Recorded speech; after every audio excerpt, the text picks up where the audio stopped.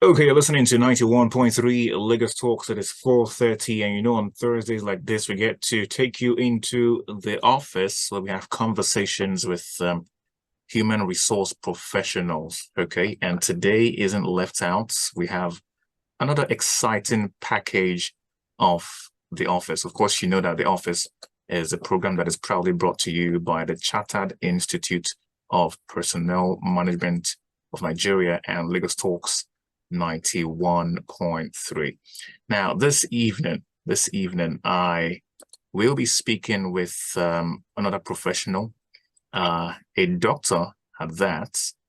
She is a seasoned human resource management practitioner. She's Dr. Nwobi Obiageli. She's joining me via Zoom this evening. Like I said, she is seasoned in this work. She is a practitioner with over 28 years of experience in the industry. She has worked in various human resource roles in a lot of multinational companies and has, experience in executive search and selection, learning and development, and business development services. Dr. Obiageli is currently the managing consultant at HR and Allied Services Limited, where she combines human resource management practices with business development services. She has worked with many existing and potential entrepreneurs, facilitating business idea generation and business startup training, training of trainers and business coaching. Dr. Obiageli has also served as a business development service provider as a BDSP under the Federal Ministry of Industry, Trade and Investment, World Bank Assisted Growth and Employment project, where she, of course, worked with some MSMEs as a trainer, where she facilitated training for the loan beneficiaries under the Lagos State Employment Trust Fund as LSETF. She is a certified trainer and a member of various professional bodies. Once again, please make welcome to the office, Dr. Nwobi Obiageli. Good to have you join us, madam. Good evening. Thank you for having me. Fantastic. We're going to start off with, some important questions, but I want to ask how your week has been so far. I hope you've been having a good week so far. Thursday is upon us, so how has the week been so far? Yeah, the week has been very good. Has been great. Thank you very much. All right. So let's get talking. Today's conversation is quite interesting, and we'll go through with all the questions. Hopefully we have enough time to trash out all the questions. It's about developing entrepreneurial skills. And you've dabbled into a lot of aspects of commerce and industry and human resource management. And definitely you are at least a good person to spend some minutes with, getting to know more about how to develop entrepreneurial skills. But let me just push the first question across to you, madam. What do we mean by entrepreneurial skills? Okay, thank you. To put it simply, entrepreneurial skills are those qualities and abilities you need to succeed as an entrepreneur or a business owner. So such skills include leadership, decision-making, business management, creativity, problem-solving, motivation, risk-taking, negotiation, even knowledge of your line or nature of your business, self-discipline, passion, just to mention a few. Thank you. All right. So, these are very interesting skills. A lot of people would perhaps know about these things, but how to even go about learning them might pose a problem. But what would you say what skills would you consider the top 6? A lot of things come to mind when one wants to go into one's business as an entrepreneur. And of course, there are a lot of things one has to brush up on as far as skills are concerned. But if you're going to rank them, what would be the top 6 must-have entrepreneurial skills from your own end? Okay, like we said, an entrepreneur is someone who starts or own a business. So the owner has invested a lot of resources, some of them tangible, some intangible, to set up a business. And we also like that business to succeed. If not, the resources would have been wasted. So in order for the business to grow, to succeed, you need skills that will enable that business to grow. So things like creativity and innovation, that is very, very important, because we have changes in the workplace, changes in the environment, changes globally. You have a lot of competition around. And so an entrepreneur that is able to create new and better ways of doing something, coming up with new products that are better, will rank first, will stand ahead of competition. So creativity and innovation I will consider to be the top. And then ability to change, to adapt to changes. We have changing situations, especially now. We have volatile changes, a lot of changes, uncertain. So ability of an entrepreneur to adapt, to run the business based on decisions, based on information, is also high in that ranking. Then risk management. Some people call entrepreneurs risk takers because of the investment they have made. So ability to manage risk through effective decision making backed by data. Ability to take calculated risk. You will take risks, but they have to be calculated, in the sense that you would have found out information in order to decide to invest or decide to do one thing or the other. So risk management is number 3. Effective communication. Communication is very key in everything one does. In running a business, communicating with the customers, finding out their needs and trying to address, communicating with other stakeholders, including the government, of course, the team members is very important. And others, my number 4 or 5 will be resilience. Resilient because there are so much changes. Being able to bounce back, even when you have faced challenges, the business has been kind of touched, you are able to bounce back again, learning from your mistakes and persisting, even in difficult, challenging situations. Finally, leadership. Leadership is key. Ability to guide your team to success, motivate them, take effective decision making, and that's number 6. And then, of course, if I take it, because technical skill is still very important for anything you do. If you are going to be a financial services provider, of course, you should be very familiar with anything finance. If you don't know so much, you will have to invest. If somebody is going to maybe run a production company, you need to understand the rudiments. So that's a bit of technical, but the first 6 are the ones I've mentioned: creativity and innovation, adaptability, risk management, effective communication, resilience, and leadership. Thank you. All right. So, I mean, what's the importance of nurturing these skills? Why is it so important? Can one succeed as an entrepreneur by finding one's way around these skills, or are these important? And why is it important to develop these skills? It's important because through innovation and problem solving, you are also creating opportunities and creating solutions. So it's important. It's also important to be able to adapt to changing situations and take advantage of new opportunities. It's important to develop it because entrepreneurs also create contribute to the economy. They have a lot of contributions by way of job creation.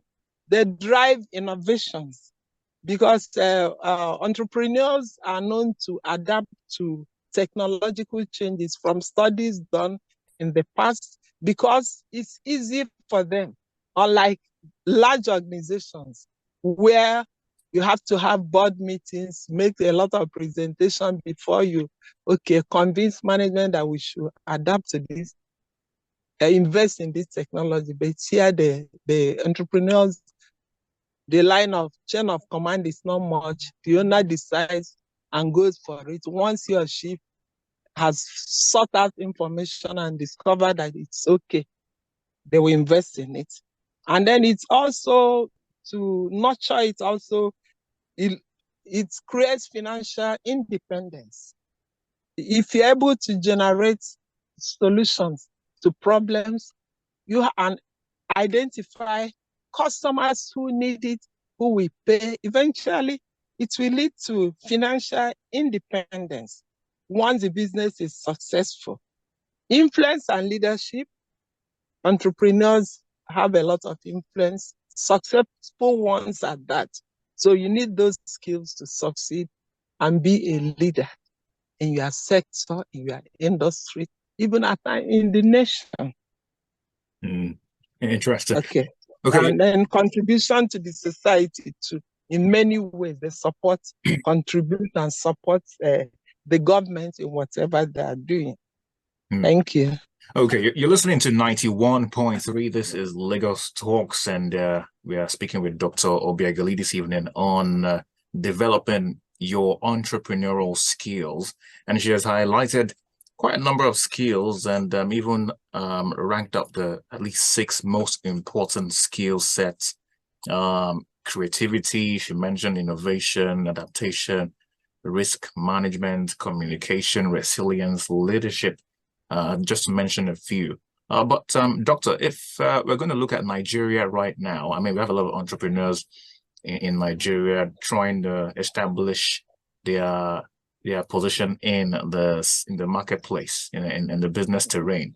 Do you think success in business or success as an entrepreneur has a thing to do with the location you are in, the climate you are operating in, the cultural milieu?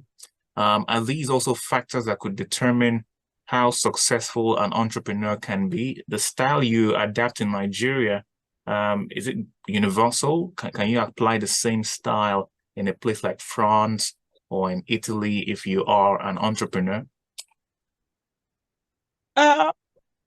I think the environment also contributes. But the most important thing is the individual. Do you have passion for what you want to do? Are you willing to go the extra mile to acquire knowledge, skills, and do that which you have been taught? In some climes, the government give a lot of support. In some others, they don't. In Nigeria, I wouldn't say the government is not doing, because there's a lot of changes now. The government is supporting through, you hear even the Lagos State, in one of the things, Lagos State Employment Trust Fund, they are supporting businesses, entrepreneurs. At the national level, they are doing so. You also have some non-governmental organizations like Dangote Foundation. You have a lot of foundation working with EDC, Enterprise Development Corporation of Lagos Business School. They are also supporting entrepreneurs there. So then in developed countries, they do better. I know I veered into entrepreneurship, that was in around 2008. There is this International Labour Organization training that was introduced from NECA, between the session between NECA and the ILO. And then our master trainer came all the way from Zimbabwe And then she told us all the kind of support they were getting, which we were not getting from Nigeria. But eventually things have improved. So first is, what is your passion? How passionate are you to succeed? The one you have learned, how have you put it into practice? And then the government also, the level of support. But I can say that in Nigeria, things are getting better, and we hope it will be much better than what we are doing now. I don't know if I've responded to your question. Definitely. So Yeah. I want to push this other question again, because I want to take things from perhaps a more psychological point. Now, Yeah. we are different people. Everyone, there's no individual that is the same with the other individual. We're all unique in our ways. And we have personality traits as well. There's some people who are naturally, vibrant or invigorated most of the times. There are people who are naturally, long suffering. There are people who are naturally rugged. When push comes to shove, they just find a way through. But some people just give it a break, and then they'll come back and try again. So we are all different in our own different ways. Do you think that in a way affects predisposition to success in entrepreneurship? Individual traits, do you think they stand a key role in how successful an individual can be in business? It can, but if the owner wants to do certain things, definitely the person will improve. Through networking, you can have relationship with people who are more vibrant. If you are on the quiet side, and then they can encourage you. You belong to associations. We have many networks, even for women, for the ones that are not gender-based. When you attend, you belong, you find that you are sharpening your skills in relating with people, even in terms of leadership. So people have their individual differences, but once you're able to identify that, oh, I'm on the very gentle side, and that I might have the skill, but my relationship with other interpersonal relationship is not so much as vibrant as what will endear me in running my business. Then if you belong to a network, you can have people who will handhold you, people who will support you. So you need mentors who can also support you. So by networking, by making use of mentors, coaches, such a person can, it's not an advantage, a disadvantage. That's how God has created the person, but the person can still improve. All those areas you feel that can help you to make your business better, come out more and interact, be more open, that will help. Thank you. Okay, so let's bring it to the organization now. I mean, you are a human resource professional, so you are also a good person to ask this question. Now, do you think it's okay for companies or organizations to encourage entrepreneurship, side hustles, doing business on the side? Do you think it's okay for companies to encourage this among its or their employees? If yes, are there specific benefits that this brings to the organization? In saying yes or no, it depends on the industry. But generally, side hustle in employment, what we call moonlighting, has its advantages, and then it also has disadvantages. So if it's an industry where the skills are very critical in needs, like IT, it might be difficult to have many people who are willing to do full-time. Maybe in IT, I think the closest example is IT, where you need software engineers and so on that are not readily available. So there may be need to encourage that, but there should be drawn out policies. It will be spelled out on expectations from both parties. So, but if I can now mention the advantages and then also mention the disadvantages. So for such industries, the IT it could be, we could do that because you are not able to, the HR is not able to get people who want to be in full employment, especially where you have the Gen Zs and the younger aged employees. So you might need to do that because if you don't do it, you might not get people, employees who are willing to work. So, but you now have to agree, have a policy, decide on deliverables. What should be expected of employee A and employee B. But where it's just a general, an organization whose operation does not require skills that are so critical, that are not available, I might not encourage that. Because if you encourage that, there's going to be, the side hustle can result to conflicts of interest. It can lead to intellectual property issues. It can cause distractions, you know.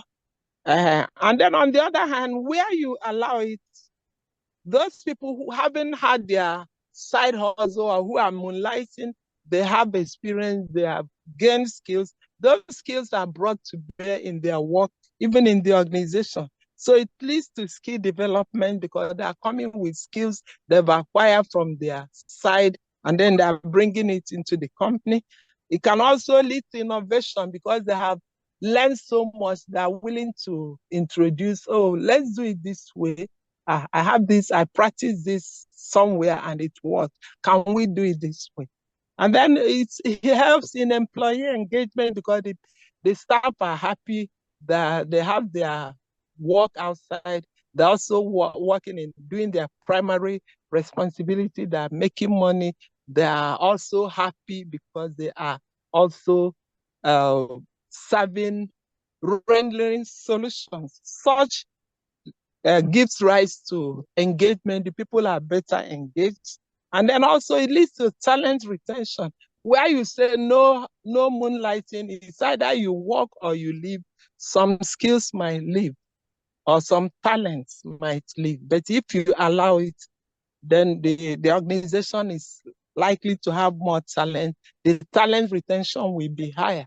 So they have their pros and cons. So it depends on the industry where they can do nothing about, especially where the operations requires critical skills. And with what is happening in Nigeria, many people have labor migration. They could allow it because they need to continue to work until they're able to get appropriate manning levels for their staff. So Okay. that's what I can say about that. All right. Okay, you're listening to 91.3 Lagos Talks. This is the office. We have Dr. Obiageli Nwobi, FCIPM, Managing Consultant, HR and Allied Services Limited. Doctor, before we let you go, final question, ma'am, before your final words, Okay. how can one measure success as an entrepreneur, apart from profit making? I know if you're making profit, you want to see yourself as being successful, but are there other ways that one can measure success as an entrepreneur? Okay, you can also measure success because growth, we have many ways of measuring growth apart from the revenue. You can measure growth in terms of size of the organization, from micro to small to medium. That's the measurement of growth. And then impact on the society is also another very good way of measuring success. If you have supported and you have continued to be seen to be supporting, playing social, roles out beyond the organization, it's also a way of measuring the growth of or success of an organization. So we are looking at financial terms, we are looking at in terms of the size, we are looking at the community, and then of course internally. Of course, when you have more staff, it means if you are not doing treating the staff well, maybe a lot of them would have left. But if you are managing them well and satisfying their needs, then they will remain, and then the staff strength keeps on growing. All right. Thank you. Okay. So, well, we've come to a point where we can draw the curtains on this conversation. But do you have any final words of wisdom for those who are aspiring entrepreneurs at this point? Okay. Okay. My final word should be: if you are in paid employment, plan your exit strategy. Think of what you will do when you leave the paid employment, because employment must cease one day. And plan, have an idea, business idea, start developing it, and most importantly, build skills that you can utilize in future. That's for aspiring. And then for the organization, also support the staff before they exit, support, train them, and give them the necessary skills so that when they leave the employment, they'll continue to be good ambassadors of their company because they're happier, they're settled, they're not afraid of their future. And I think that's just what I can say. Okay. That's all right. my All parting word. Okay. All right, Dr. Obiageli Nwobi, thank you very much. We've been having this beautiful conversation with Dr. Obiageli Nwobi, FCIPM Managing Consultant, HR and Allied Services Limited. We look forward to having you in the future, in the nearest future. And trust that you have a fantastic evening. Okay. Thank you very much. Thank you again for having me. All I right. look forward to that. Okay. All right. So we come to an end to today's episode of The Office. The Office is proudly brought to you by the Chartered Institute of Personnel Management of Nigeria, CIPM, and Lagos Talks 91.3. You know that next Thursday we get to bring you another interesting conversation on The Office, same time by 4:30, right here where Lagos Talks. This is 91.3 Lagos Talks. Up next is Critical Thinking, so keep listening. Conversation Talks. The heart of every news story lies the angles, the perspectives, and the different voices that make the headlines. Transporters have added money, don't kind of blame them. We as Nigeria, we think it shouldn't matter. Have elections, and then if the ministry now says, no, we don't agree, that's interference. At Lagos Talks,